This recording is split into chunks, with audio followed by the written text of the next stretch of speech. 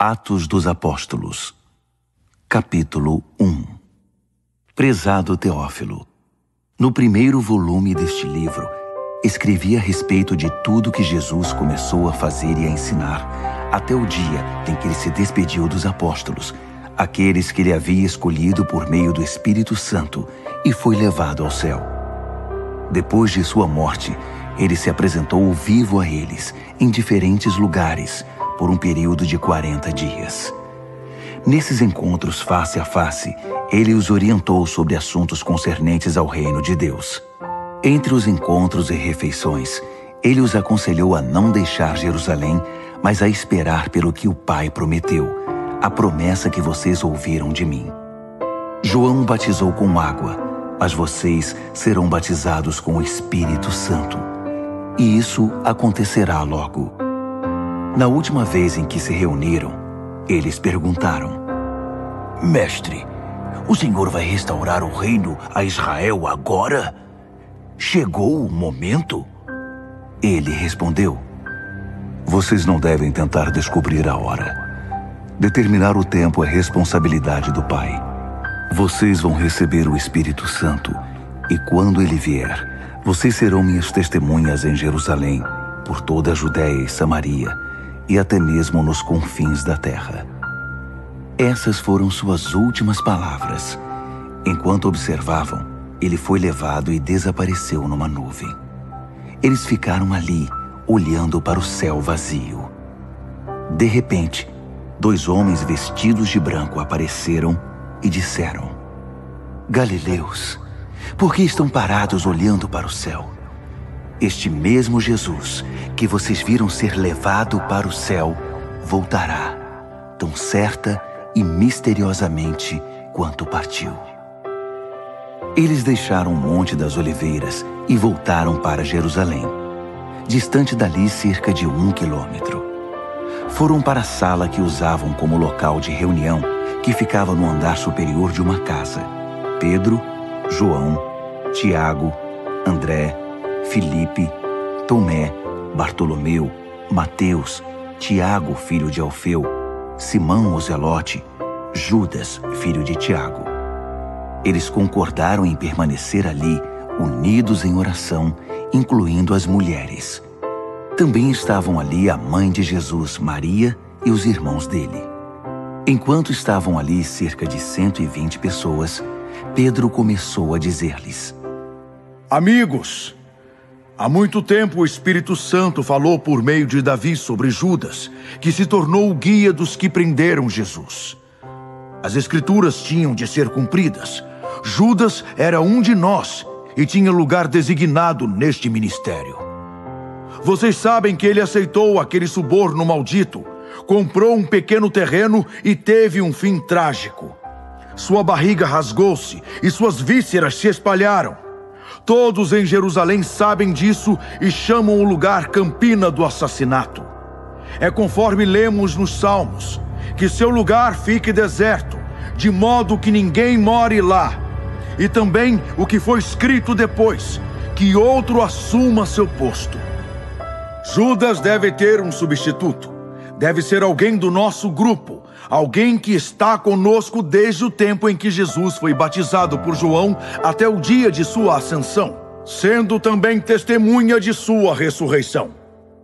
Eles indicaram 2 nomes: José Barsabás, apelidado de Justo, e Matias.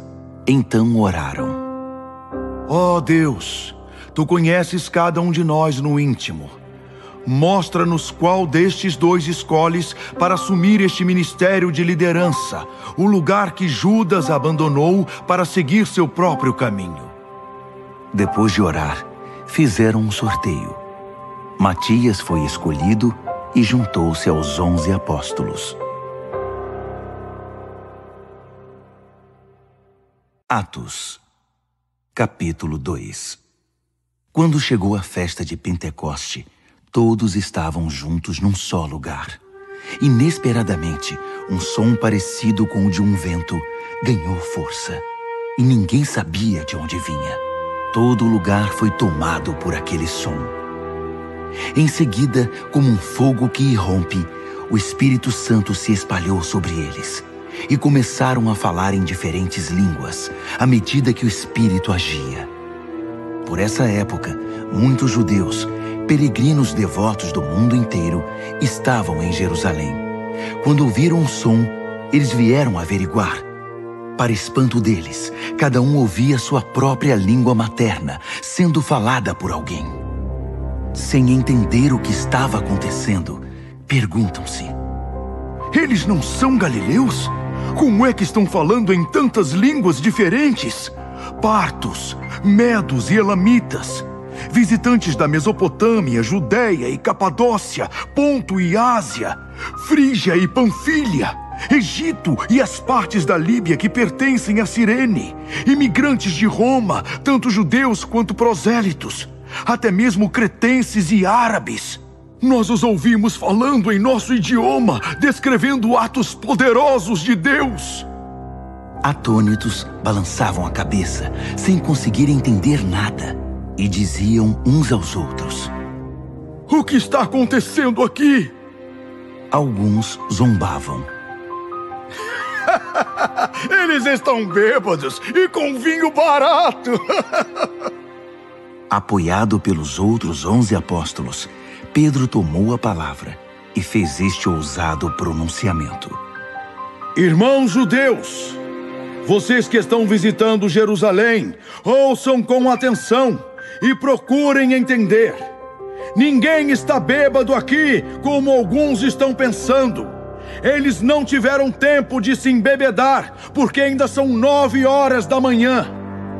O que está acontecendo é o que o profeta Joel anunciou. Nos últimos dias, Deus diz: vou derramar meu espírito sobre todo tipo de gente. Seus filhos vão profetizar e também suas filhas. Seus jovens terão visões, seus velhos terão sonhos. Quando chegar a hora, vou derramar meu espírito sobre todos os que me servem, homens e mulheres de igual modo, e eles vão profetizar. Mostrarei maravilhas no céu e sinais na terra, sangue, fogo e fumaça. O sol ficará escuro e a lua vermelha antes que chegue o dia do Senhor, o dia tremendo e maravilhoso. E quem pedir ajuda a mim, Deus, será salvo. Irmãos israelitas, ouçam com atenção. Jesus, o Nazareno, homem credenciado por Deus entre vocês, os milagres, as maravilhas e os sinais que Deus fez por meio dele são bem conhecidos. Esse Jesus, conforme o estabelecido no plano de Deus, foi traído por homens que tomaram a lei nas próprias mãos e entregue a vocês, que o pregaram numa cruz e o mataram. Mas Deus desatou as cordas da morte e o ressuscitou. A morte não foi capaz de segurá-lo. Davi previu isso tudo. Eu vi Deus diante de mim o tempo todo. Nada pode me abalar. Ele está ao meu lado. Minha alegria extravasa, exultante. Fixei minha morada na terra da esperança. Sei que nunca me lançarás no Hades. Jamais sentirei o cheiro da morte. Puseste meus pés no caminho da vida, com tua face brilhando como um sol de alegria ao meu redor. Prezados amigos, permitam-me ser franco. Nosso antepassado Davi está morto e sepultado. Seu túmulo está aí, onde todos podem ver. Mas sendo também profeta e sabendo que Deus jurou solenemente que um descendente dele assumiria seu reino, ele previu também a ressurreição do Messias. Não haverá ida ao Hades, nenhum cheiro da morte. Esse Jesus Deus ressuscitou, e cada um de nós aqui é testemunha disso. Depois de ser elevado às alturas e sentar-se à direita de Deus, ele recebeu a promessa do Espírito Santo da parte do Pai e derramou o Espírito que recebeu. É isso que vocês estão vendo e ouvindo. Davi não subiu aos céus, mas disse: Deus disse ao meu Senhor: assente-se aqui ao meu lado direito, até que eu faça dos seus inimigos um descanso para os seus pés. Todo Israel, portanto, entenda isto. Não há lugar para dúvida. Deus fez Senhor e Messias aquele Jesus que vocês crucificaram.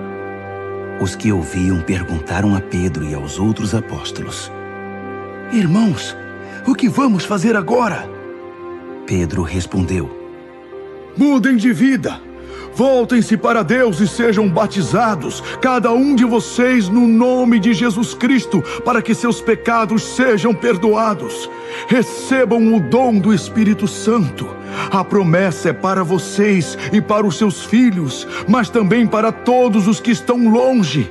Na verdade, aqueles a quem o Senhor Deus chamar. Ele aprofundou o assunto, insistindo com eles cada vez mais. Saiam enquanto podem. Saiam desta cultura doente e vazia. Naquele dia, cerca de 13.000 pessoas foram convencidas por aquela palavra.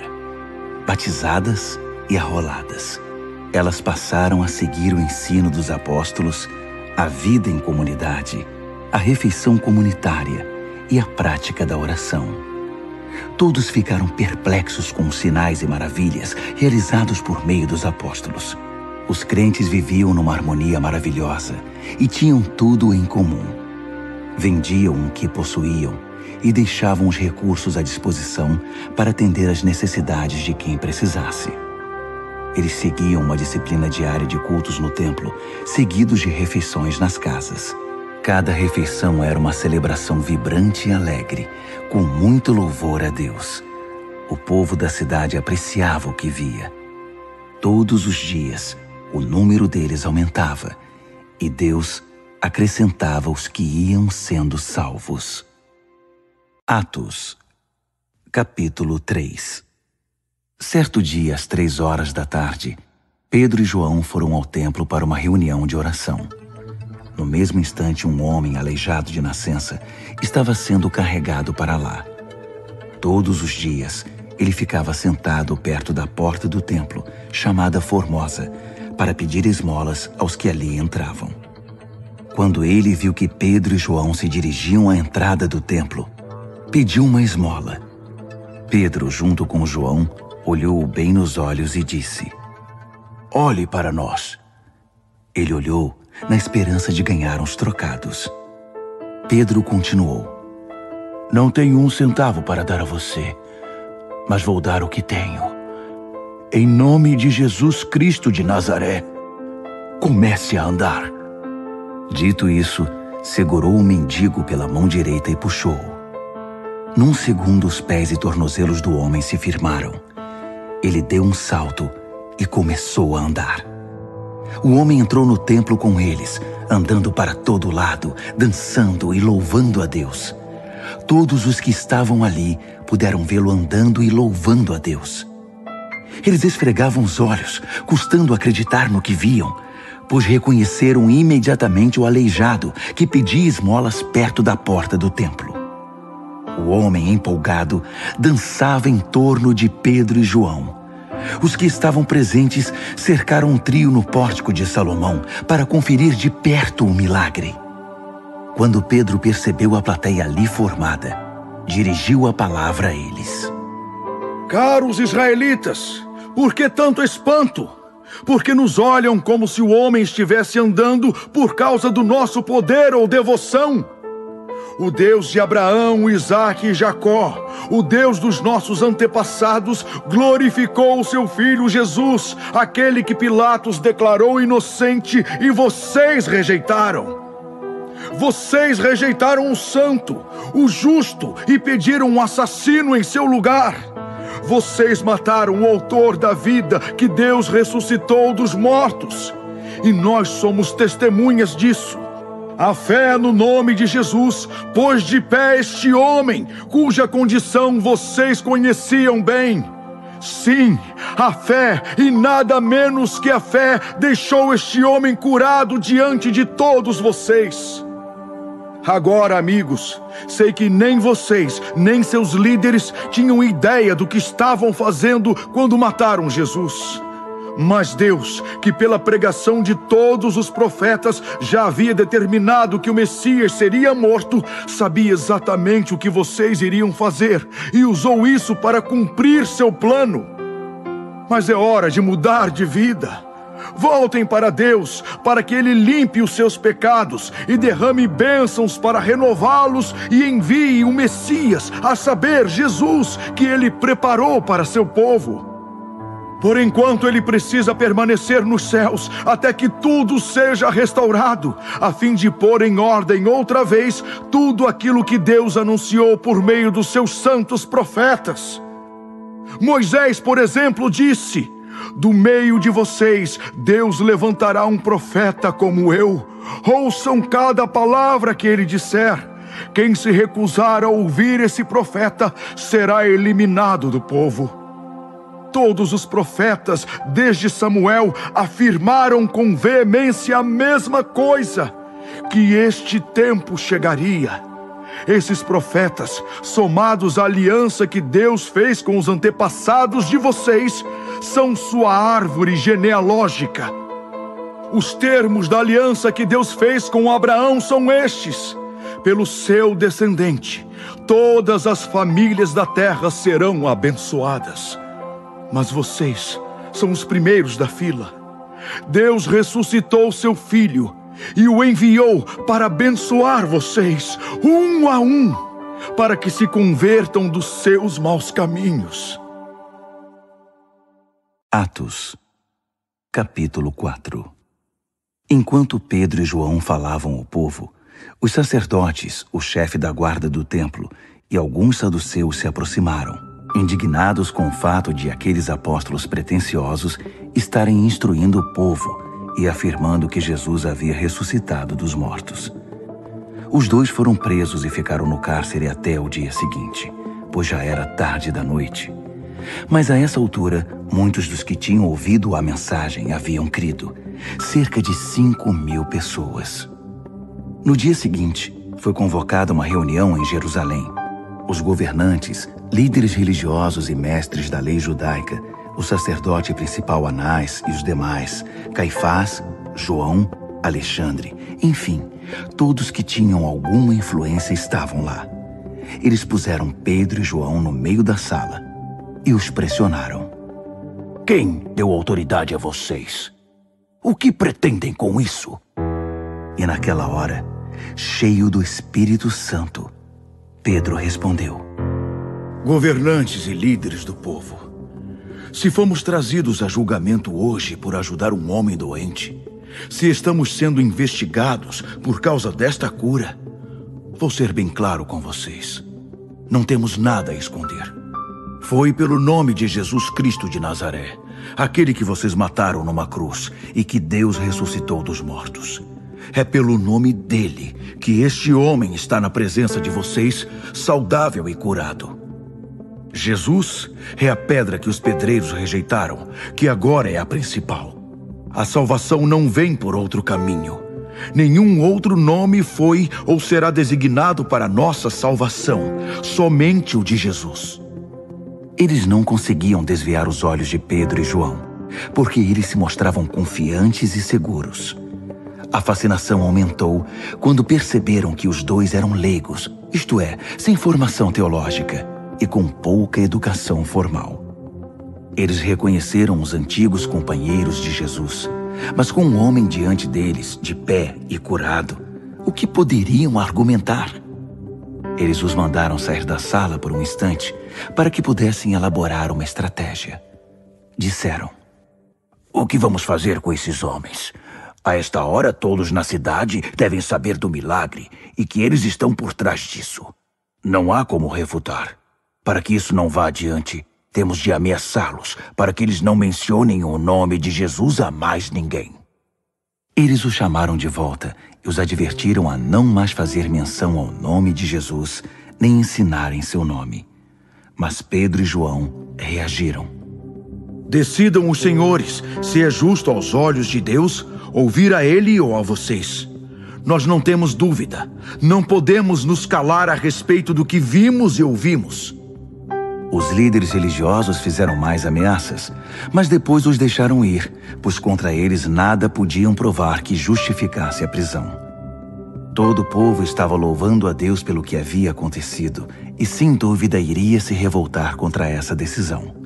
Além disso, o homem que havia sido curado tinha mais de 40 anos de idade. Assim que saíram, Pedro e João se reuniram com seus amigos e contaram o que os principais sacerdotes e líderes religiosos tinham dito. Ouvindo o relato, eles ergueram a voz numa bela e harmoniosa oração. Deus forte, que fizeste os céus, a terra e o mar e tudo o que há neles.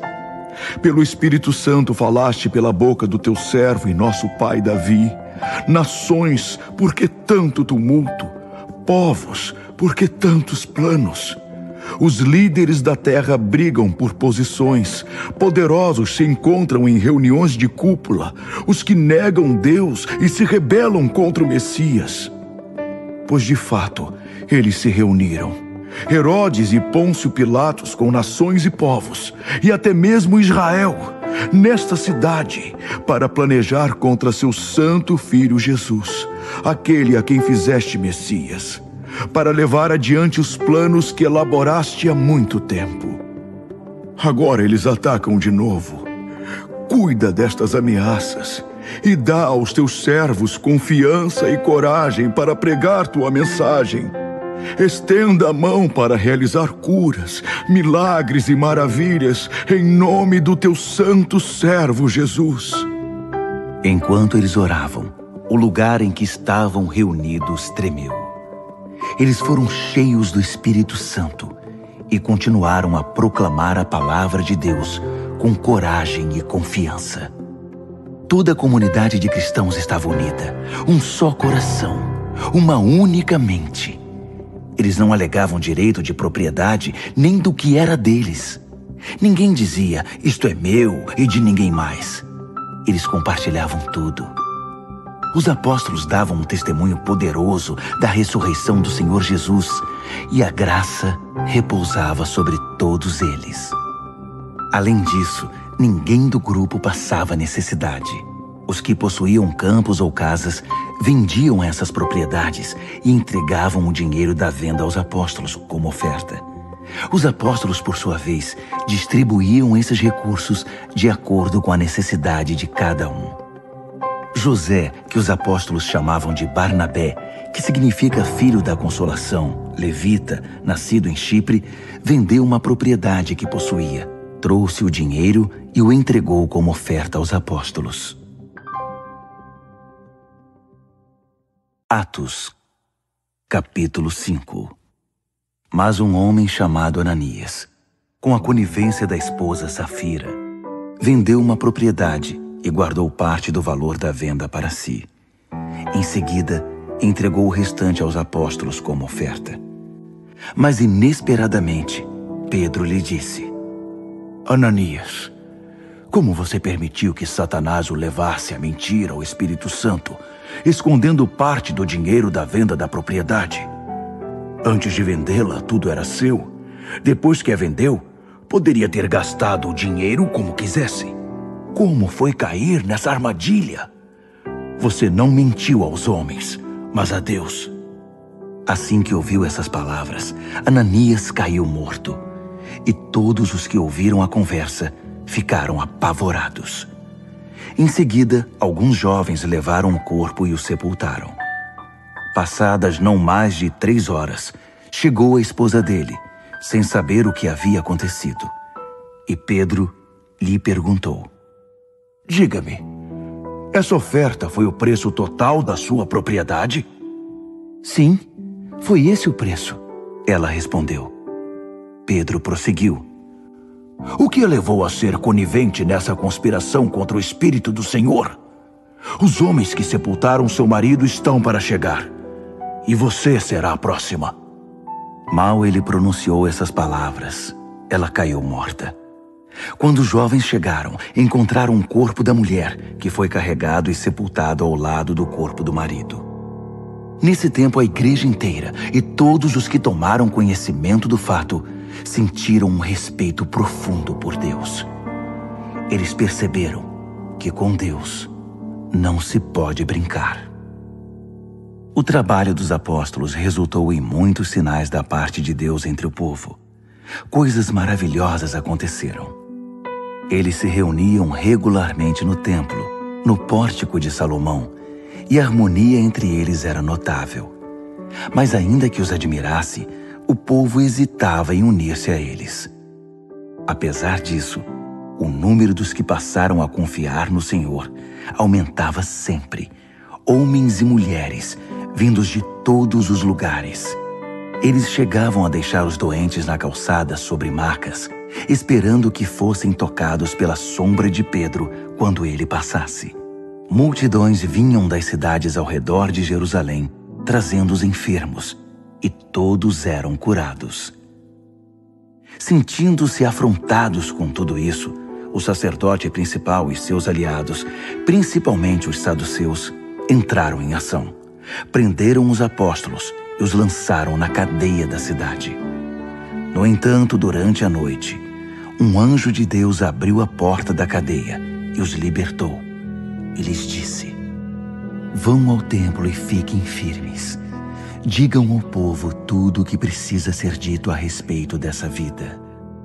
Eles obedeceram, entraram no templo ao raiar do dia e prosseguiram com seu ensinamento.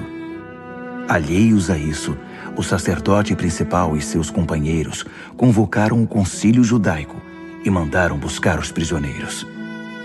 Ao chegar à cela, os guardas não encontraram ninguém. Voltaram imediatamente e informaram: encontramos a cela trancada e os guardas nas portas, mas quando entramos não havia ninguém. O chefe da guarda do templo e os sacerdotes ficaram confusos.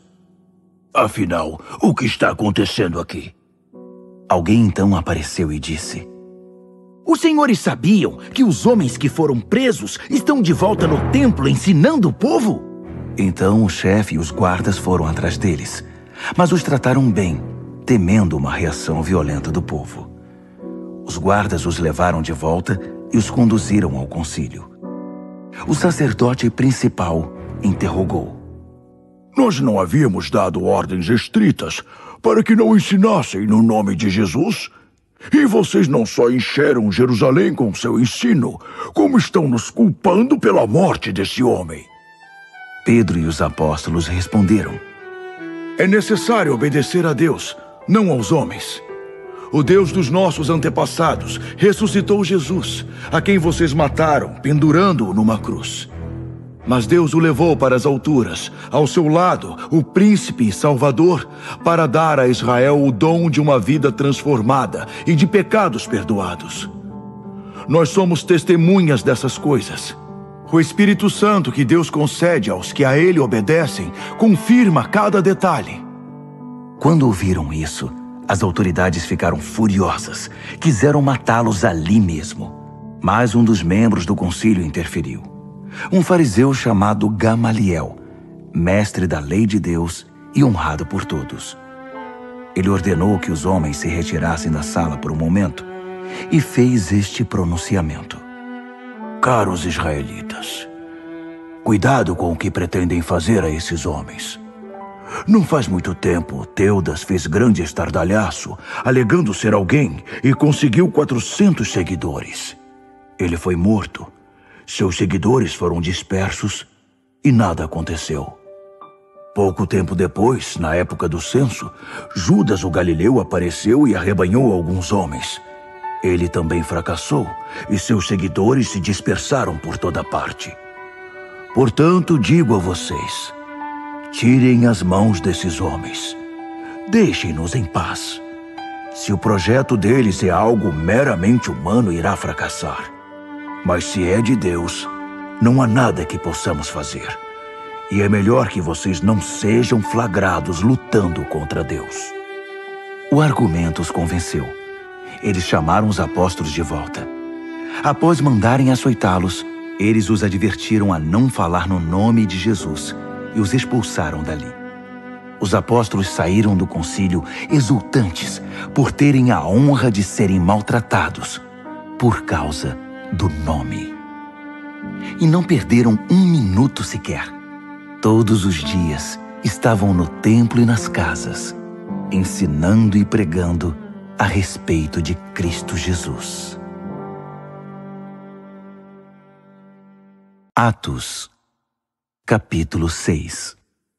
Nesse meio tempo, enquanto o número de discípulos crescia bastante, surgiu certo ressentimento entre os crentes de fala grega, os helenistas, contra os crentes de fala hebraica, porque as viúvas gregas estavam sendo discriminadas na distribuição diária de comida.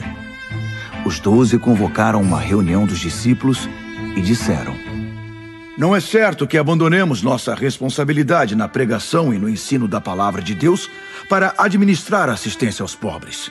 Por isso, amigos, escolham 7 homens dentre vocês, em quem todos confiem e que sejam cheios do Espírito Santo e de bom senso, e lhes designaremos essa tarefa. Assim, continuaremos com a tarefa de que fomos incumbidos: oração e anúncio da palavra de Deus.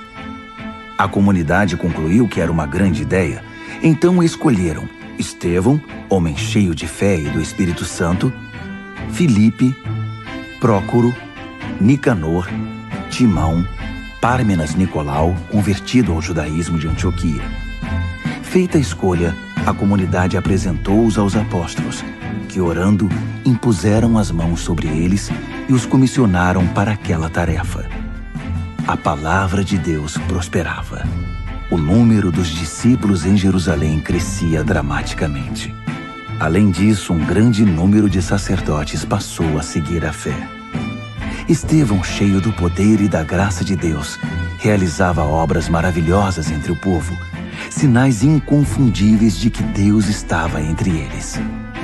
Mas alguns homens das sinagogas, cujos membros eram escravos libertos, sirineus, alexandrinos e gente da Cilícia e da Ásia, passaram a atacá-lo, a fim de impedir seu trabalho.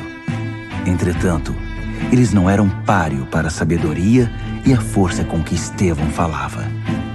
Por isso subornaram homens para que dissessem a seguinte mentira: Nós o ouvimos amaldiçoar Moisés e Deus. A denúncia incitou os ânimos do povo, de seus líderes e dos mestres religiosos. Eles agarraram Estevão e o levaram perante o concílio. Apresentaram testemunhas subornadas que diziam: Este homem não para de falar contra o lugar santo e contra a lei de Deus.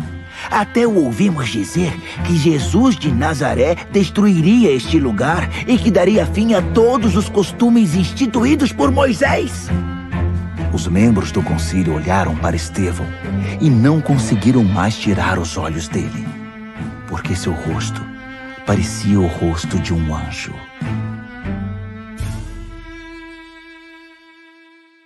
Atos, capítulo 7.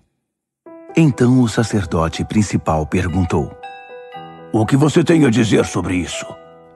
Estevão respondeu: Amigos, pais e irmãos, o Deus da glória apareceu ao nosso pai Abraão quando ele ainda vivia na Mesopotâmia, antes de se mudar para Harã, e ordenou: Deixe sua terra e sua família e vá para a terra que vou mostrar a você. Ele deixou a terra dos caldeus e foi para Harã. Depois da morte do seu pai, migrou para cá, onde vocês vivem agora. Mas Deus não lhe deu nada, nem um palmo sequer, prometendo que a terra seria dada ao seu filho, ainda que Abraão não tivesse filho na época.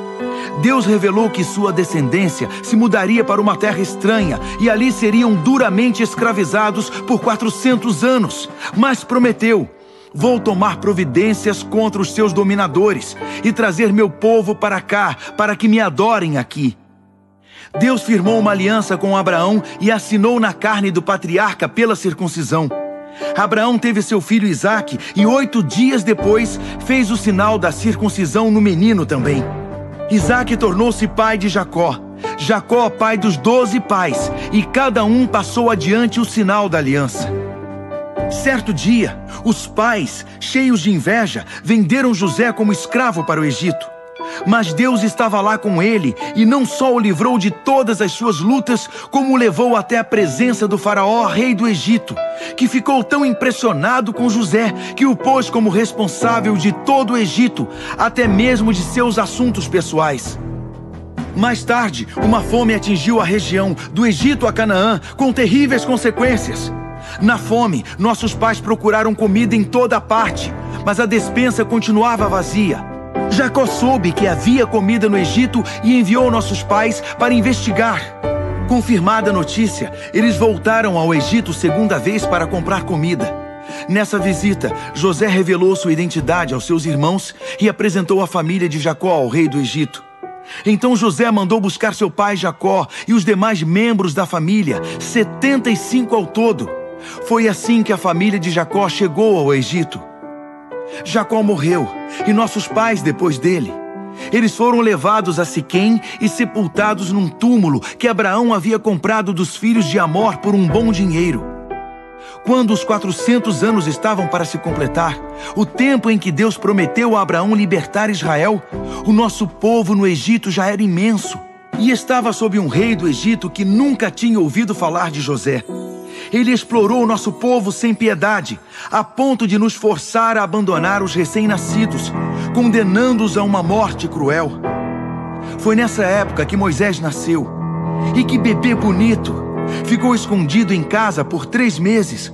Quando não era mais possível escondê-lo, ele foi tirado de casa e imediatamente salvo pela filha de Faraó, que cuidou dele como se fosse um filho.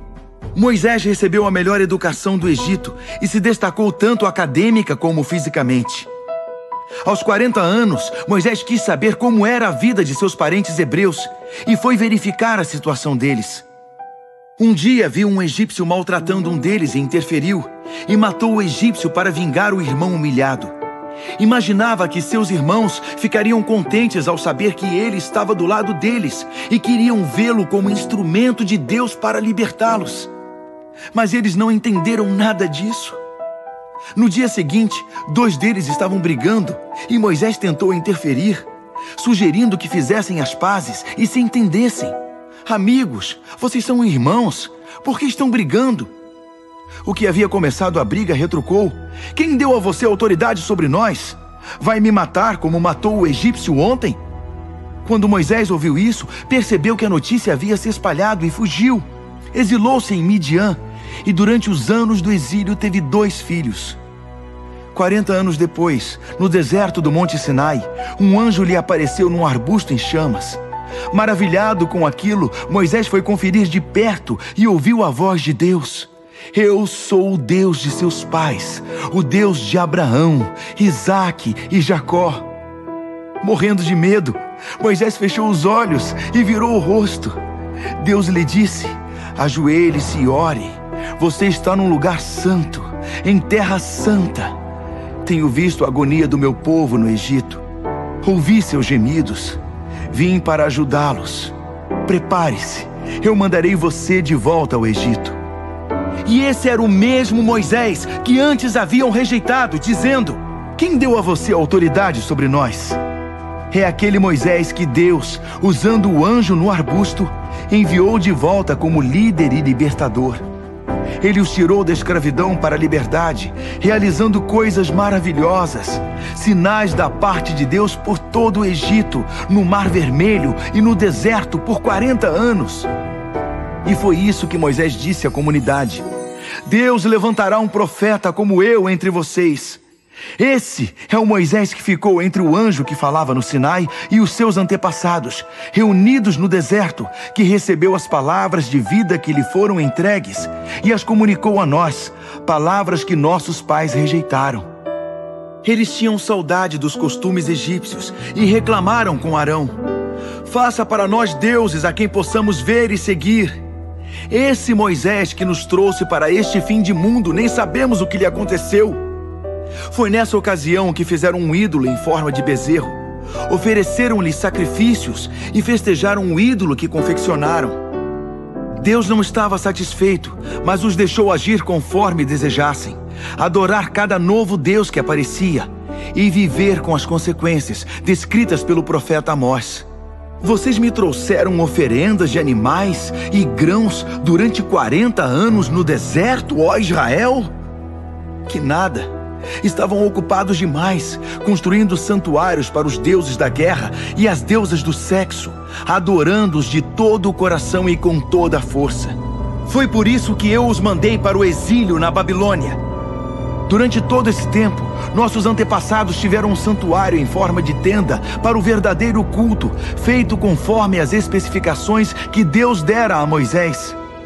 Esse santuário os acompanhava enquanto seguiam Josué, quando Deus eliminou os pagãos da terra. Eles ainda o tinham no tempo de Davi. Foi então que Davi pediu a Deus para construir um lugar permanente de adoração, mas foi Salomão que o construiu. Mas isso não quer dizer que o Deus Altíssimo viva num edifício feito por homens. O profeta Isaías expressa com muita clareza essa questão. O céu é a minha sala do trono. Eu descanso meus pés na terra. Então, que tipo de casa vocês pensam construir para mim? Deus pergunta. Onde eu possa descansar e sossegar? Ela já está pronta e eu a construí. A verdade é que vocês continuam teimosos, com o coração insensível e com os ouvidos fechados. Vocês deliberadamente ignoram o Espírito Santo, como fizeram seus antepassados. Houve pelo menos um profeta que não tenha recebido o mesmo tratamento? Seus antepassados mataram todos os que ousaram anunciar a vinda do justo.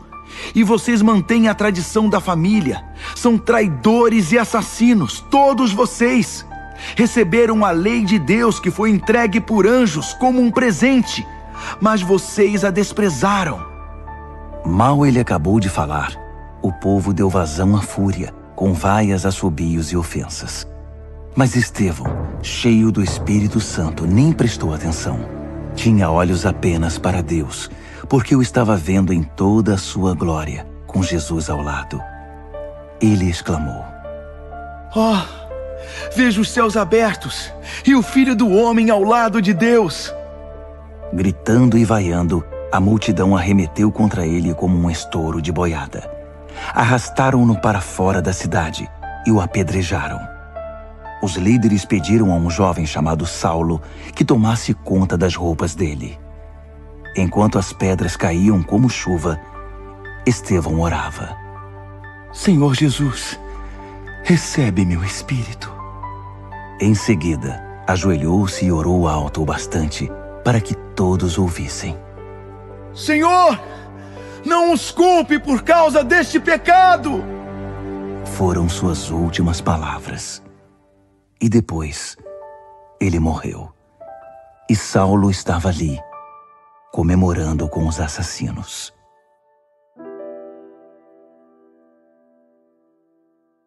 Atos, capítulo 8. Esse fato desencadeou uma perseguição terrível contra a igreja em Jerusalém. Os cristãos, com exceção dos apóstolos, foram todos dispersos pela Judéia e por Samaria. Alguns homens bons e corajosos sepultaram Estevão, dando a ele um funeral digno. Quase todos choraram naquele dia. Saulo mostrou-se muito cruel, devastando a igreja, invadindo as casas, levando homens e mulheres para a cadeia. Forçados a deixar seus lares, os seguidores de Jesus se tornaram missionários. Onde quer que se refugiassem, começavam a pregar a mensagem. Descendo a uma cidade samaritana, Filipe proclamou a mensagem do Messias. Quando o povo ouviu sua pregação e viu os milagres, claros sinais da ação de Deus, eles se apegaram a cada palavra. Pessoas que não podiam ficar em pé nem andar foram curadas naquele dia. Os espíritos malignos protestavam e faziam estardalhaço, mas eram expulsos. Houve muita alegria naquela cidade. Antes da chegada de Filipe, um tal Simão costumava praticar magia na cidade, ganhando fama com isso e manipulando os samaritanos com sua feitiçaria. Todos comiam na mão dele, das criancinhas aos mais velhos. O povo acreditava que Simão tinha poderes sobrenaturais e os chamavam de grande mago.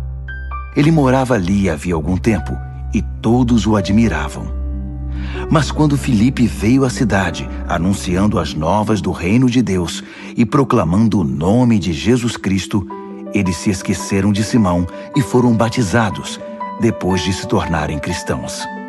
O próprio Simão creu, foi batizado e, a partir daí, tornou-se a sombra de Filipe. Estava tão fascinado com os sinais e milagres de Deus que não saía de perto dele. Quando os apóstolos em Jerusalém tomaram conhecimento de que Samaria tinha aceitado a mensagem, enviaram Pedro e João para orar por eles, a fim de que recebessem o Espírito Santo. Até aquele momento, eles tinham sido batizados apenas no nome do Senhor Jesus. O Espírito Santo ainda não tinha vindo sobre eles. Então os apóstolos impuseram as mãos sobre eles e eles receberam o Espírito Santo. Quando Simão viu que os apóstolos concediam o Espírito com a simples imposição de mãos, ofereceu-lhes muito dinheiro entusiasmado. Vendam-me o segredo de vocês. Como conseguem fazer isso? Quanto querem? Façam um preço. Mas Pedro reagiu. Para o inferno você e seu dinheiro! Como ousa pensar que pode comprar o dom de Deus? Você nunca vai tomar parte da obra de Deus com suborno e barganha. Trate já de mudar de vida. Peça ao Senhor que o perdoe por querer usar Deus para ganhar dinheiro. Vejo que não deixou o velho hábito. Sua ganância está acabando com você. Oh! Exclamou Simão. Orem por mim. Orem ao Senhor para que nada disso aconteça comigo. Depois disso, os apóstolos prosseguiram seu caminho, continuando a testemunhar e a espalhar a mensagem da salvação de Deus, pregando nas cidades samaritanas que encontravam no caminho de volta para Jerusalém. Certo dia, um anjo de Deus disse a Filipe: ao meio-dia de hoje, quero que vá àquela estrada deserta que liga Jerusalém a Gaza. Ele foi e deparou com um eunuco etíope que vinha pela estrada. O homem voltava para a Etiópia depois de uma peregrinação a Jerusalém. Ele era ministro naquele país, responsável pelas finanças de Candace, rainha dos etíopes. Ele viajava numa carruagem e lia o profeta Isaías. O Espírito disse a Filipe: suba na carruagem. Correndo ao lado do veículo, Filipe ouviu o eunuco ler o profeta Isaías e perguntou: você entende o que está lendo? Ele respondeu: como, se não tenho quem me explique? E convidou Filipe para que subisse na carruagem. A passagem que ele estava lendo era esta: como uma ovelha levada ao matadouro, silencioso como um cordeiro na tosquia, ele estava quieto sem dizer nada. Foi ridicularizado e humilhado, não teve um julgamento justo. Mas agora, quem pode contar seus parentes, uma vez que ele foi tirado da terra? O eunuco perguntou: diga-me, a quem o profeta se refere? A ele mesmo ou a outro? Filipe não perdeu a oportunidade. Partindo daquela passagem, deu testemunho de Jesus. Em certo ponto da estrada, aproximaram-se de um lugar com águas correntes. O eunuco disse: olhe, aqui há água. O que me impede de ser batizado? Assim ele ordenou ao condutor da carruagem que parasse. Ambos desceram e Filipe o batizou ali mesmo. Quando saíram da água, o Espírito de Deus de repente levou Filipe. Foi a última vez que o eunuco o viu. Feliz da vida, o eunuco continuou sua jornada, pois agora possuía o que tanto havia buscado. Filipe apareceu em Azoto e depois rumou para o norte, pregando a mensagem em todas as cidades pelo caminho até chegar a Cesareia.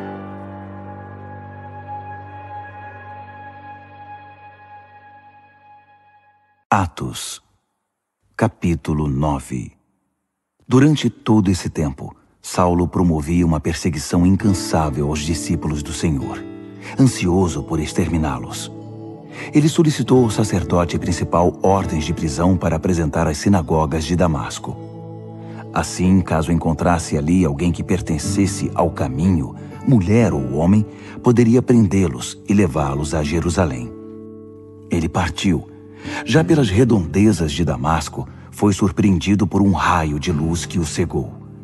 Ele caiu ao chão e ouviu uma voz: Saulo, Saulo, por que você me persegue? Ele perguntou: Quem és, Senhor? Sou Jesus, aquele que você persegue. Quero que se levante e entre na cidade. Ali receberá instruções sobre o que fazer depois. Seus companheiros ficaram desnorteados, porque podiam ouvir o som, mas não viam ninguém. Quando se levantou, Saulo percebeu que havia ficado cego. Eles tiveram de levá-lo a Damasco pela mão. Ele continuou cego por 3 dias e durante esse tempo não comeu nem bebeu nada. Havia um discípulo em Damasco chamado Ananias, e o Senhor lhe disse numa visão: Ananias. Sim, Senhor, ele respondeu. Levante-se e vá à rua direita. Quando chegar à casa de Judas, pergunte por um homem de Tarso. Seu nome é Saulo. Ele está lá orando. Acabou de ter um sonho em que viu um homem chamado Ananias entrar na casa e impor as mãos sobre ele para que pudesse enxergar outra vez. Ananias protestou. Senhor, não pode ser. Todos falam desse homem e das coisas terríveis que tem feito, do terror que causa contra o povo do Senhor em Jerusalém. E agora ele está aqui com documentos do sacerdote principal que o autorizam a fazer o mesmo conosco. Mas o Senhor disse: Não discuta. Eu o escolhi como meu representante pessoal entre judeus, outros povos e reis. E agora estou prestes a mostrar a ele o que o aguarda, o sofrimento que acompanhará a tarefa. Ananias obedeceu, achou a casa, impôs as mãos sobre Saulo e disse: Irmão Saulo, o Senhor me enviou, o mesmo Jesus que apareceu quando você vinha para cá. Ele me enviou para que você volte a enxergar e seja cheio do Espírito Santo. Mal o discípulo acabou de falar, algo semelhante a escamas caiu dos olhos de Saulo, e ele estava enxergando de novo. Saulo se levantou, foi batizado e depois participou de uma boa refeição. Saulo passou alguns dias com os discípulos de Damasco, mas logo pôs mãos à obra, sem perda de tempo, pregando nas sinagogas que Jesus era o Filho de Deus. Mas o povo se mostrava redio, sem saber se podia confiar nele, pois diziam: Não é este o homem que odiava os cristãos em Jerusalém? Ele não veio aqui para fazer o mesmo, nos prender, levar a Jerusalém e condenar na presença dos sacerdotes? Mas as suspeitas não detiveram Saulo nem por um minuto. Seu ânimo era crescente e deixava desconcertados os judeus de Damasco com seu esforço para provar que Jesus era o Messias. Depois de certo tempo, alguns judeus tramaram matá-lo, mas Saulo escapou. Entretanto, seus inimigos vigiavam as portas da cidade o dia inteiro, na esperança de capturá-lo. Por isso, certa noite, os discípulos o ajudaram na fuga, descendo-o pela muralha dentro de um cesto. De volta a Jerusalém, Saulo procurou os discípulos, mas todos estavam com medo dele. Não confiavam nele nem um pouco. Então Barnabé deu-lhe o maior apoio e o apresentou aos apóstolos.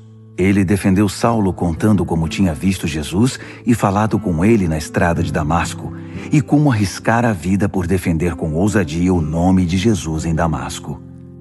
Dessa maneira, Saulo foi aceito por eles, entrando e saindo de Jerusalém sem ser interrogado, pregando com liberdade no nome do Senhor. No entanto, teve problemas com o grupo dos helenistas. Envolveu-se numa discussão com eles, e o grupo planejou matá-lo. Os amigos tiraram Saulo da cidade quando souberam do plano e o levaram para Cesareia. De lá, ele embarcou para Tarso. Depois disso, a perseguição foi amenizada, e a igreja caminhou em paz por um tempo. Por todo o país, Judéia, Samaria, Galiléia, foi constatado seu crescimento. Tudo era permeado por um profundo sentimento de temor a Deus. O Espírito Santo estava com eles e os fortalecia. Eles cresciam maravilhosamente. Em sua missão de visitar todas as igrejas, Pedro chegou a Lida e se encontrou com os cristãos da cidade. Havia ali um homem chamado Enéas. Ele vivia paralítico numa cama havia 8 anos. Pedro disse: Enéas, Jesus Cristo o cura. Levante-se e arrume sua cama. O homem pulou da cama na hora. Vendo o homem andar, os habitantes de Lida e Sarona perceberam que Deus estava vivo e ativo no meio deles. Em Jope havia uma discípula chamada Tabita, nome que quer dizer gazela no grego. Ela era bem conhecida por fazer o bem e ajudar os outros. Enquanto Pedro visitava a região, ela adoeceu e morreu. Os amigos prepararam seu corpo para o funeral e o puseram numa sala apropriada. Alguns discípulos ouviram que Pedro estava nas vizinhanças de Lida e enviaram 2 homens que o convidaram a ir com eles. Pedro concordou e eles o levaram à sala em que o corpo de Tabita havia sido posto. Suas velhas amigas, na maioria viúvas, estavam chorando na sala. Elas mostraram a Pedro peças de roupa que Gazela havia feito. Pedro retirou as viúvas da sala, ajoelhou-se e orou. Depois, ordenou a morta: Tabita, levante-se. Ela abriu os olhos e, quando viu Pedro, sentou-se. Ele a tomou pela mão e a ajudou. Em seguida, chamou os cristãos e as viúvas e apresentou-a viva. A notícia do milagre correu toda a cidade de Jope. Com isso, muitos passaram a confiar no Senhor. Pedro ficou um longo tempo na cidade como convidado de Simão, o curtidor de couro. Atos, capítulo 10. Havia em Cesareia um homem chamado Cornélio, comandante da guarda italiana na cidade. Era um homem muito bom e levou todos os de sua casa a adorar a Deus com sinceridade. Estava sempre ajudando os necessitados e tinha o hábito da oração. Certo dia, por volta das 3 da tarde, ele teve uma visão. Um anjo de Deus, tão real quanto uma pessoa, apareceu a ele e disse: Cornélio. Cornélio olhou para o anjo, imaginando que estava vendo coisas, e perguntou: O que queres? O anjo disse: Suas orações e seus atos de bondade chamaram a atenção de Deus. Agora faça o seguinte: mande alguns homens a Jope para buscar Simão, aquele que todos chamam de Pedro. Ele está hospedado na casa de Simão, o curtidor de couro, que fica perto do mar. Assim que o anjo saiu, Cornélio chamou 2 empregados e um soldado de confiança. Contou o que havia acontecido e enviou-os a Jope. No dia seguinte, enquanto os 3 viajantes se aproximavam da cidade, Pedro foi ao terraço para orar. Era quase meio-dia. Sentindo fome, começou a pensar no almoço. Enquanto a comida era preparada, caiu em êxtase espiritual e teve uma visão. Viu os céus se abrirem e algo parecido com um lençol imenso amarrado por cordas nas 4 pontas desceu até o chão. Nele estava toda espécie de animal, répteis, aves e todo tipo de bicho. Então, ele ouviu uma voz: Vá em frente, Pedro. Mate e coma. Pedro respondeu: De jeito nenhum, Senhor. Nunca comi, nem provei comida que não fosse preparada segundo os preceitos judaicos. A voz insistiu: Se Deus diz que está tudo bem, está tudo bem. Isso aconteceu 3 vezes. Depois o lençol foi puxado de volta para o céu. Confuso, Pedro ainda tentava entender o significado da visão quando os homens enviados por Cornélio chegaram à porta da casa onde ele estava. Chamaram o dono da casa e perguntaram se havia um Simão chamado Pedro, hospedado ali. Pedro, concentrado em seus pensamentos, não os ouviu, mas o Espírito lhe disse: Há 3 homens batendo à porta, procurando por você. Desça e vá com eles. Não faça perguntas. Fui eu que os enviei. Pedro obedeceu e disse aos homens: Sou o homem que vocês estão procurando. O que aconteceu? Eles responderam: O capitão Cornélio, adorador do verdadeiro Deus e bem conhecido por sua vida justa, pode perguntar a qualquer judeu desta parte do país, recebeu de um anjo a ordem de mandar buscá-lo, para que ele ouça o que o Senhor tem a dizer. Pedro pediu que entrassem e os deixou à vontade. Na manhã seguinte, ele se levantou e foi com eles. Alguns amigos de Jope os acompanharam. Chegaram a Cesareia após um dia de viagem. Cornélio os aguardava e não estava sozinho. Havia reunido os parentes e amigos mais chegados. No instante em que Pedro passou pela porta, Cornélio pôs-se em pé, saudou-o e se curvou para adorá-lo. Mas Pedro o fez levantar-se na hora. Não faça isso. Sou apenas um homem igual ao Senhor. Conversando, eles entraram na casa e Cornélio apresentou Pedro a todos os presentes. Dirigindo-se a eles, Pedro disse: Estou fazendo algo totalmente fora dos padrões, porque os judeus não visitam pessoas de outros povos, nem se associam com elas. Mas Deus me mostrou que ninguém é melhor que ninguém. Por isso, tão logo fui enviado, eu vim sem fazer perguntas. Mas agora gostaria de saber por que vocês me procuraram. Cornélio explicou: Há 4 dias, mais ou menos a esta hora, por volta das 3 horas da tarde, eu estava em casa, orando. De repente, um homem apareceu na minha frente, inundando o quarto de luz. Ele disse: Cornélio, suas orações diárias e seus atos de bondade chamaram a atenção de Deus. Mande alguém a Jope buscar Simão, também chamado Pedro. Ele está hospedado com Simão, o curtidor de couro, perto do mar. E foi o que eu fiz. Mandei chamá-lo. E agradeço sua atenção em ter vindo. Agora estamos todos aqui, na presença de Deus, prontos para ouvir o que o Senhor pôs em seu coração para nos falar. Pedro então passou a contar-lhes as boas notícias. Esta é a verdade de Deus. Nada pode ser mais claro. Deus não tem prediletos. Não importa sua etnia ou sua origem. Se têm sede de Deus e estão prontos a fazer o que Ele diz, a porta está aberta. A mensagem que Ele enviou aos israelitas é que por meio de Jesus Cristo, todas as coisas estão sendo restauradas. E agora vejo que Ele está fazendo isso em toda parte, com todo mundo. Vocês devem saber o que aconteceu na Judéia. Começou na Galileia, quando João apareceu pregando uma mudança de vida radical. Depois chegou Jesus de Nazaré, ungido por Deus com o Espírito Santo.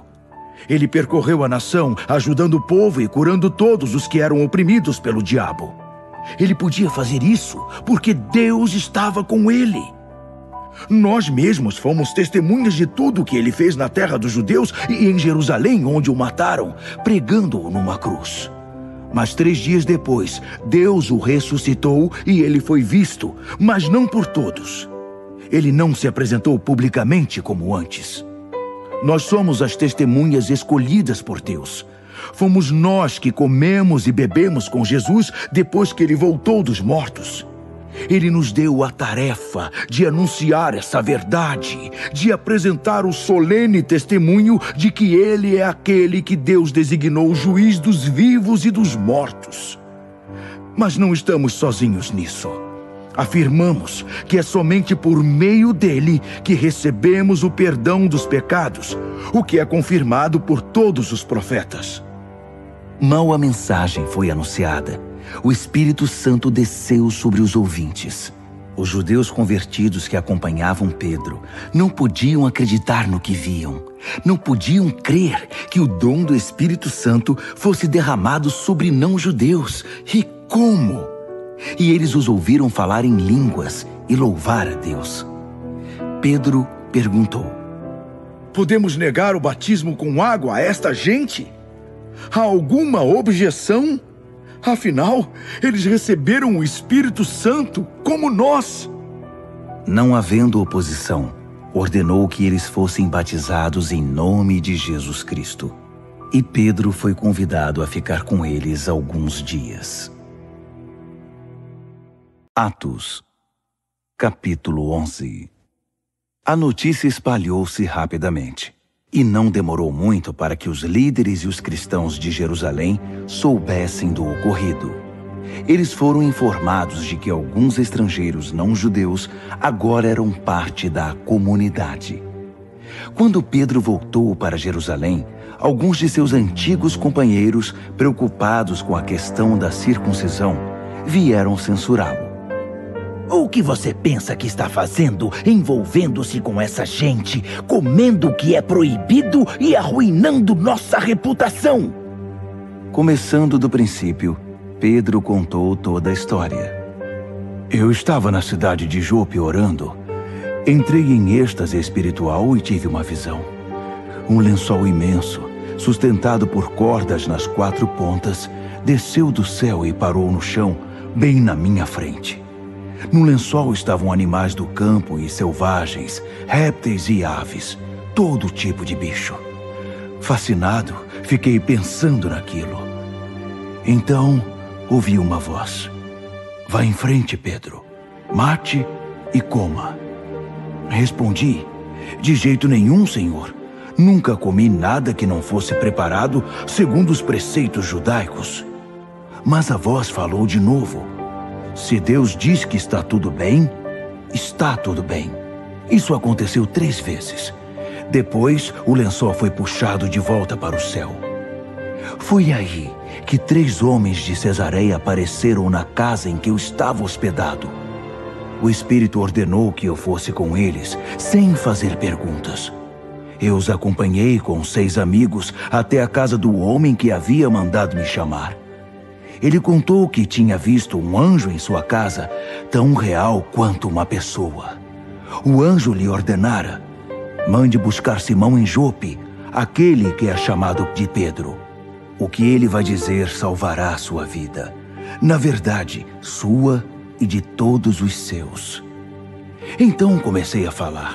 Eu tinha apenas começado a falar quando o Espírito Santo desceu sobre eles, exatamente como aconteceu conosco no princípio. Naquele momento, lembrei-me das palavras de Jesus.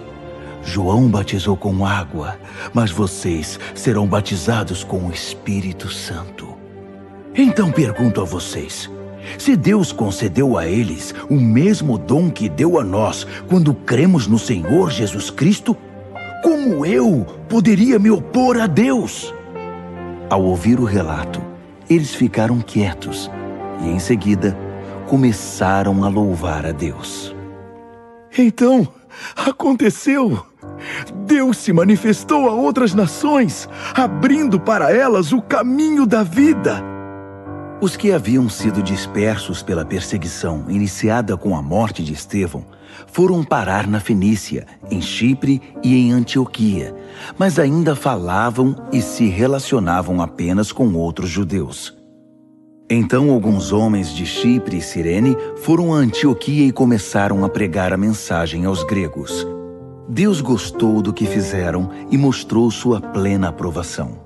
Muitos gregos creram e se converteram ao Senhor. Quando a igreja de Jerusalém tomou conhecimento disso, enviou Barnabé a Antioquia para analisar a situação.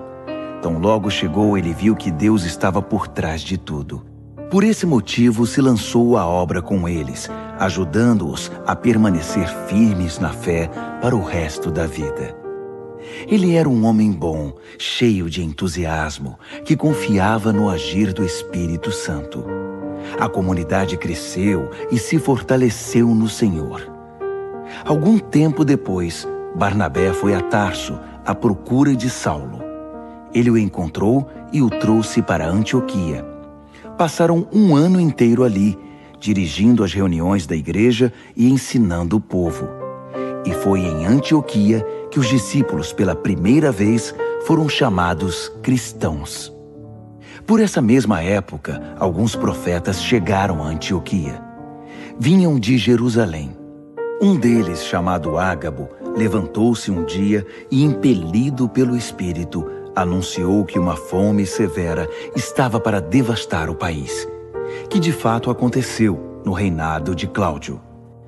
Então, os discípulos decidiram enviar cada um o que pudesse para ajudar os cristãos da Judéia. coube a Barnabé e Saulo a tarefa de entregar a oferta aos líderes em Jerusalém. Atos, capítulo 12. Foi nesse meio tempo que o rei Herodes pôs na cabeça a ideia de perseguir alguns membros da igreja. Mandou assassinar Tiago, irmão de João, e quando viu que isso fez subir sua popularidade entre os judeus, ordenou a prisão de Pedro. Tudo isso durante a semana da Páscoa. O apóstolo ficou na cadeia, vigiado por 4 grupos de 4 soldados. O rei planejava deixar que o povo o linchasse depois da Páscoa. Durante todo o tempo em que Pedro esteve sob severa vigilância na cadeia, a igreja orou fervorosamente por ele. O dia em que Herodes havia marcado para a morte de Pedro estava chegando. Naquela noite, guardado por 2 soldados, um de cada lado, Pedro dormia como um bebê. Havia ainda guardas na porta, vigiando o lugar. Herodes não queria correr riscos. De repente, apareceu um anjo ao lado do prisioneiro e uma luz inundou a cela. O anjo acordou Pedro. Depressa!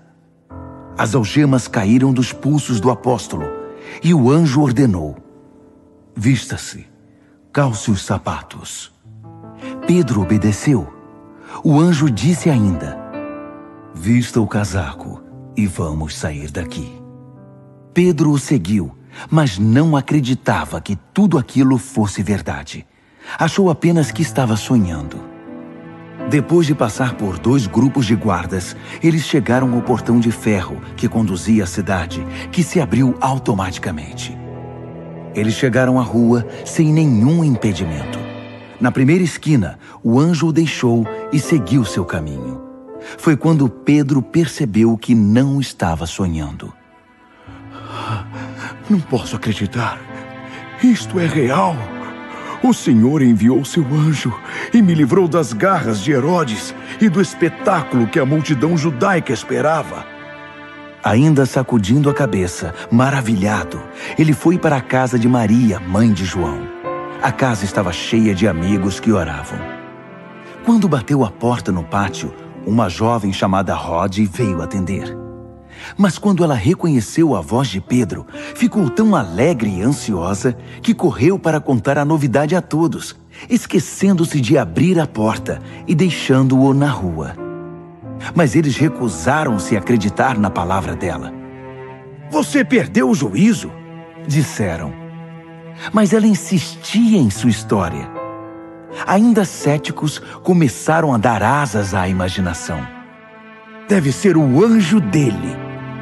Durante todo esse tempo, o pobre Pedro ficou na rua, batendo a porta.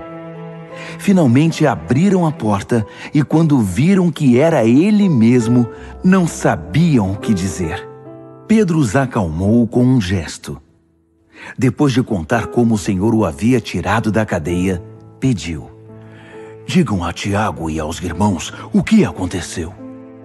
Em seguida, retirou-se dali. Ao raiar do dia, a cadeia estava em polvorosa. Onde está Pedro? O que aconteceu com ele?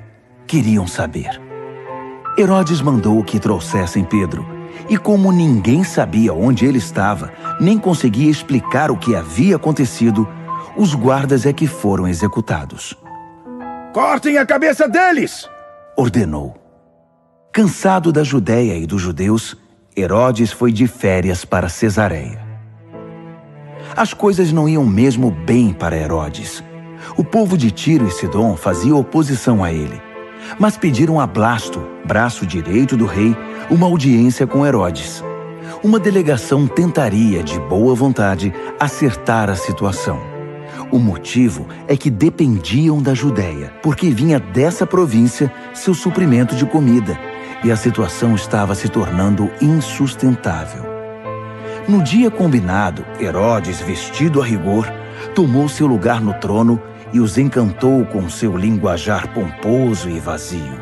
O povo também contribuiu com sua cota de falsidade, gritando louvores insinceros. A voz de Deus! A voz de Deus! foi a gota d'água.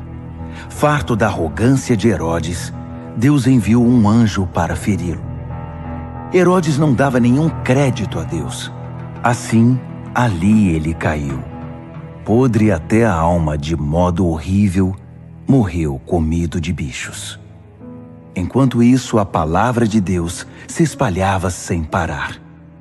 Depois de entregar as doações à igreja de Jerusalém, Barnabé e Saulo voltaram a Antioquia. Dessa vez, levaram João, também chamado Marcos. Atos, capítulo 13.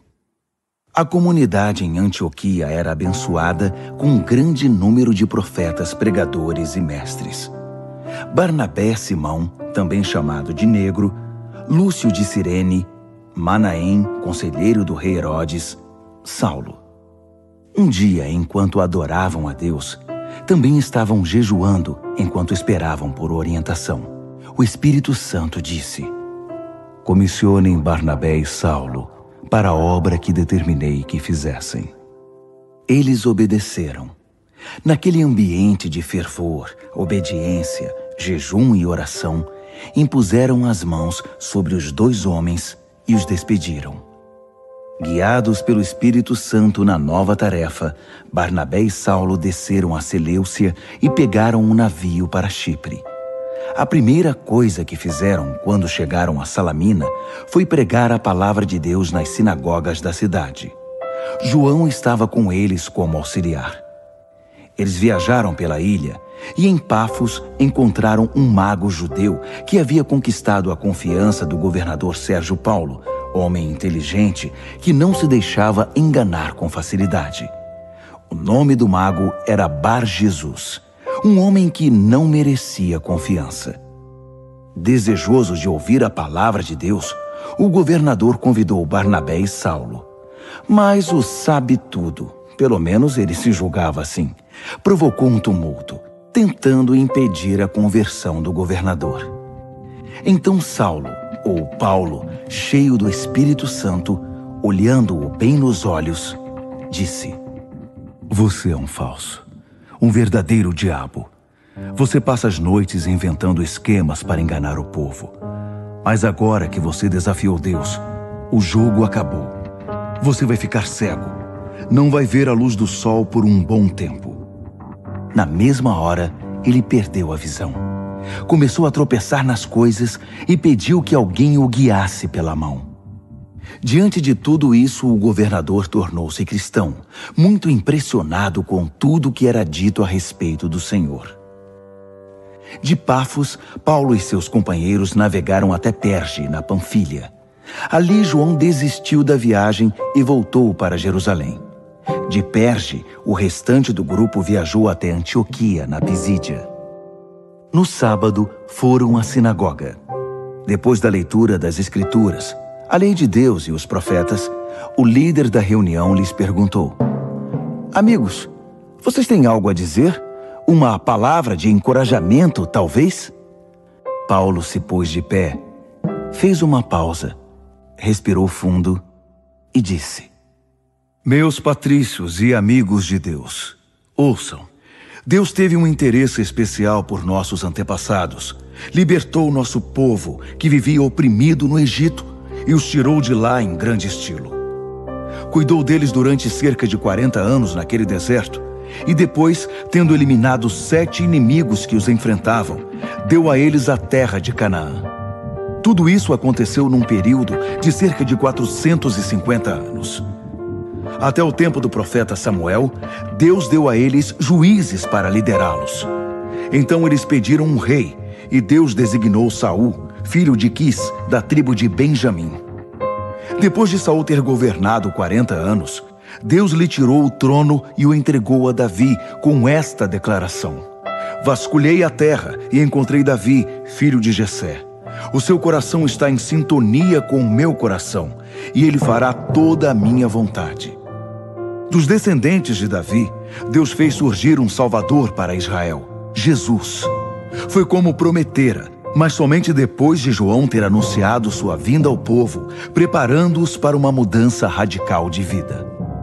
No final de seu ministério, João esclareceu: Vocês pensam que sou o Messias? Não, não sou o Messias.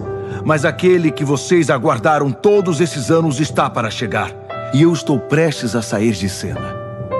Prezados irmãos e irmãs, filhos de Abraão e amigos de Deus, essa mensagem de salvação foi enviada exatamente a vocês. O povo e os líderes de Jerusalém não o reconheceram como Messias e o condenaram à morte. Mesmo sem encontrar um bom motivo, exigiram que Pilatos o executasse. Eles fizeram apenas o que os profetas disseram que fariam, mas não tinham ideia de que estavam seguindo ao pé da letra o que os profetas haviam previsto. Embora os escritos desses profetas fossem lidos todos os sábados nas sinagogas que eles frequentavam.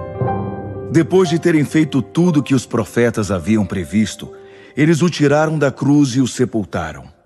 Deus então o ressuscitou dos mortos. Não há dúvida. Ele apareceu várias vezes e em vários lugares aos que o haviam acompanhado por anos na Galileia. E essas pessoas continuam a dar testemunho de que ele está vivo. Agora, estamos hoje aqui trazendo a boa notícia a vocês. A mensagem que Deus prometeu aos pais tornou-se real para os filhos, para nós. Ele ressuscitou Jesus exatamente como está escrito no Salmo 2. Meu filho, meu próprio filho, hoje eu o celebro. Quando ele o levantou dos mortos, fez isso de modo definitivo. Ele não vai voltar a morrer e se decompor, porque Isaías afirmou: vou dar a todos vocês as bênçãos prometidas a Davi. Essa é também a oração do salmista. Tu não vais deixar que teu santo se decomponha e apodreça. Depois de cumprir a missão para a qual Deus o designou, Davi morreu e está sepultado há muito tempo, e seu corpo se decompôs. Mas aquele que Deus ressuscitou não se decompôs. Quero que vocês saibam, meus prezados, que é por causa do Jesus ressuscitado que o perdão dos pecados pode ser prometido a vocês. Ele realiza, naqueles que creem, tudo o que a lei de Moisés nunca pôde realizar. Mas qualquer um que crê no Jesus ressuscitado é declarado bom e justo diante de Deus. Não façam pouco caso do que estou dizendo. Não queiram que a palavra do profeta se aplique a vocês. Cuidado, cínicos. Olhem bem. Observem o mundo de vocês se despedaçar. Vou fazer algo bem diante dos seus olhos em que vocês não vão acreditar, ainda que estejam vendo. Quando a reunião acabou, Paulo e Barnabé foram convidados a pregar no sábado seguinte. Depois que a maioria do povo se dispersou, alguns judeus reconvertidos ao judaísmo vieram reunir-se com Paulo e Barnabé, que os exortaram numa longa conversa a ficar firmes na nova vida que estavam começando a viver na graça de Deus. No sábado seguinte, praticamente a cidade inteira foi ouvir a palavra de Deus. Vendo a multidão, alguns judeus roeram-se de inveja e começaram a fazer oposição a Paulo, contradizendo tudo o que ele dizia. Um espetáculo deprimente. Mas Paulo e Barnabé ficaram firmes e declararam: era necessário que a palavra de Deus fosse pregada primeiro a vocês, judeus. Mas como vocês não querem nada com ela, deixando claro que não abrem o coração para a vida eterna, a porta está aberta aos de fora. Vamos prosseguir neste caminho, obedecendo às ordens de Deus, que disse: eu o estabeleci como luz às nações. Você proclamará salvação aos 4 ventos e pelos 7 mares. Quando os de fora, isto é, os que não são judeus, ouviram isso, mal se seguravam de tanta alegria. E todos os que estavam destinados à vida plena depositaram a confiança em Deus. Eles honraram a palavra de Deus, recebendo essa vida. E a mensagem se espalhou como fogo incontrolável por toda a região. Alguns judeus convenceram as mulheres mais respeitadas e os homens de alta posição na cidade de que o agradável estilo de vida deles estava ameaçado. alarmados, forçaram Paulo e Barnabé a sair da cidade. Os 2 discípulos deram de ombros e foram para a cidade seguinte, Icônio. Estavam felizes, transbordantes de alegria e do Espírito Santo. Atos, capítulo 14. Quando chegaram a Icônio, procuraram a sinagoga como sempre faziam e pregaram ao povo. A mensagem convenceu os judeus e não judeus, e não foi pouca gente. Mas os judeus descrentes começaram a difamar Paulo e Barnabé, semeando desconfiança e suspeita na mente do povo. Os 2 apóstolos ficaram ali um bom tempo, falando aberta e confiantemente, manifestando os dons de Deus que confirmava a obra deles com milagres e maravilhas. No entanto, a opinião pública se dividiu. Alguns ficaram do lado dos judeus e outros defendiam os apóstolos. Um dia, depois de saber que um grupo formado por judeus e não-judeus havia sido organizado para linchá-los, Paulo e Barnabé fugiram para as cidades próximas da Licaônia, Listra, Derbe e região. Ali prosseguiram anunciando a mensagem. Em Listra havia um homem que não podia andar. Vivia sentado, pois era aleijado desde que nascera. O aleijado estava entre os que ouviam Paulo falar. E olhando-o nos olhos, o apóstolo viu que ele estava pronto para a obra de Deus, pronto para crer. Então disse bem alto para que todos ouvissem: Ponha-se de pé! O homem levantou-se e começou a pular e andar, como se tivesse feito aquilo a vida toda. Quando viu o milagre, a multidão gritou entusiasmada no dialeto licaônico: Os deuses desceram a nós! Estes homens são deuses! Para eles, Barnabé era Zeus, Paulo Hermes, o mensageiro dos deuses, pois era Paulo quem falava. O sacerdote do santuário de Zeus organizou uma procissão com bois enfeitados, e o povo em fila caminhando para os portões, prontos para o ritual de sacrifício. Quando Barnabé e Paulo perceberam o que estava acontecendo, trataram logo de impedi-los. Sacudindo os braços, interromperam a procissão, dizendo: O que é isso? O que pensam que estão fazendo? Não somos deuses. Somos homens como vocês e estamos aqui para trazer a mensagem, para convencê-los a abandonar essas superstições e abraçar o Deus vivo, o Deus que nos fez e tudo mais, céu, terra, mar e tudo o que neles há. Nas gerações antes de nós, Deus permitiu que cada povo seguisse seu caminho. Mesmo assim, não os deixou sem pistas de sua existência, pois é o autor da bela criação, derrama chuva e concede grandes colheitas. Se vocês estão alimentados e de coração alegre, isso é evidência de uma bondade que não merecem. Com tal protesto enérgico e com dificuldade, os 2 conseguiram impedir o sacrifício que os teria honrado como deuses. Logo depois, alguns judeus de Antioquia e de Icônio apareceram na cidade e induziram a multidão a se revoltar contra eles. Eles surraram Paulo até deixá-lo inconsciente. Arrastaram-no para fora da cidade e, pensando que estivesse morto, o deixaram ali. Quando os discípulos chegaram ao lugar em que o apóstolo estava, ele voltou a si e se levantou. Retornou à cidade, mas no dia seguinte partiu para Derbe com Barnabé. Depois de proclamar a mensagem em Derbe e estabelecer um bom grupo de discípulos, eles refizeram um caminho até Listra, depois até Icônio e em seguida Antioquia, encorajando os discípulos e exortando-os a prosseguir na fé e a não desistir. Também deixaram claro para todos que não seria fácil. Todo o que está a caminho do reino de Deus enfrentará tempos difíceis. Paulo e Barnabé escolheram líderes em cada igreja. Depois de orar e jejuar, consagraram os novos líderes ao Senhor, a quem haviam confiado a própria vida. Fizeram um caminho de volta, sempre trabalhando, e através da Pisídia chegaram a Panfília e pregaram em Perge. Por fim chegaram a Atália e embarcaram no navio de volta para Antioquia, onde tudo havia começado. Tinham sido enviados pela graça de Deus e agora estavam a salvo em casa pela graça de Deus, depois de fazer um excelente trabalho. Na chegada, reuniram a igreja e apresentaram o relatório da viagem, contando em detalhes como Deus os tinha usado para escancarar a porta da fé, para que gente de todas as nações pudesse entrar. Ficaram ali algum tempo descansando com os discípulos.